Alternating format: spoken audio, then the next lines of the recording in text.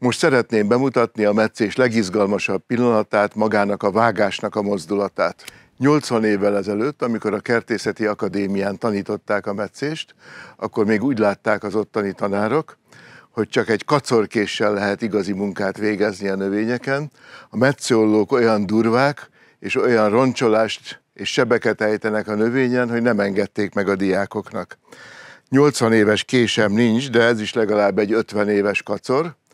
Marokra kell fogni, rá kell pontosan helyezni az ágra, ahol el akarom vágni, és magam felé kell húzni a kést. Elég veszélyesen hangzik elsőre. Most még veszélyesebb lesz, hogyha hozzáteszem, hogy a másik kezemet is használni kell, mert különben az ág elmozdulna. Tehát mindkét kezem a kés irányába van, de kétségkívül tökéletes a metszlap. Én nem metszettem már így kacorral, de azért beszereztem egy nagyobb kést is, mert nem tudom, hogy mekkorával csinálták 80 évvel ezelőtt. A szerencse, hogy mindegyik ilyen bicska alakú, mert nem szívesen nyúlkálnék egy tokba vagy dobozba, ahol ilyen nyitott kacorkések vannak, de kétségkívül azóta rengeteget fejlődtek a metszőollók, és ma már nem gondoljuk úgy, hogy végzetes sebeket ejtünk a növényeken a metszéssel. Ráhelyezem a metszőollónak a vágópengéjét mindig a megmaradó rügy felé, és egyetlen hirtelen mozdulattal átvágom az ágat. 80 éve valószínűleg még tényleg roncsoltak az akkori primitív metszőollók, de ma már olyan kitűnő szerszámok vannak, hogy ez fel sem merül az emberekben. Az ujjaimat, a 4 ujjamat ráteszem arra a nyílre, amely a vágópengéhez tartozik. A vágópengét illesztem a rügy fölé, a rügy fölé, amit szeretném, hogyha ott maradna, és a következő vegetációs periódusban ki is hajtana, és egyetlen mozdulattal átvágom az ágat vagy a vesszőt.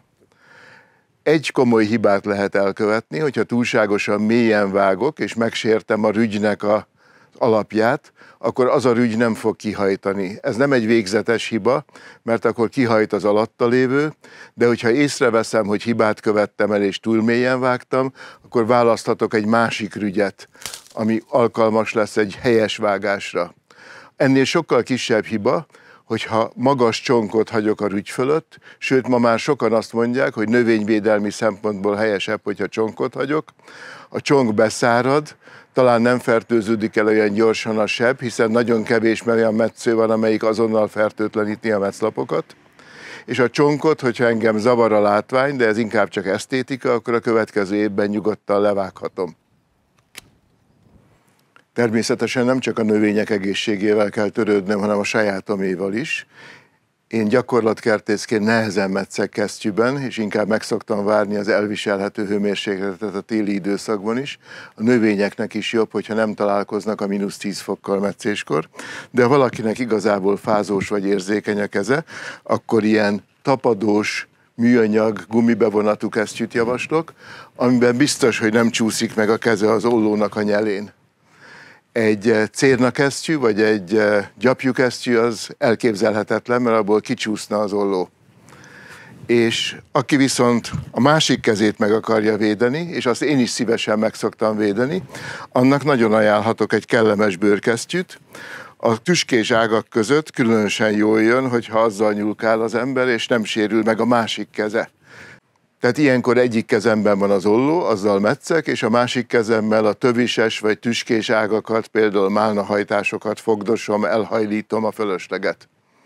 Egy 80 éves történettel kezdtük, és a kacaros metszéssel, és eljutottunk a modern metszőollóig és egy klassz kesztyűig, ami nagyon segít abban, hogy biztonságosan vágjam a fákat.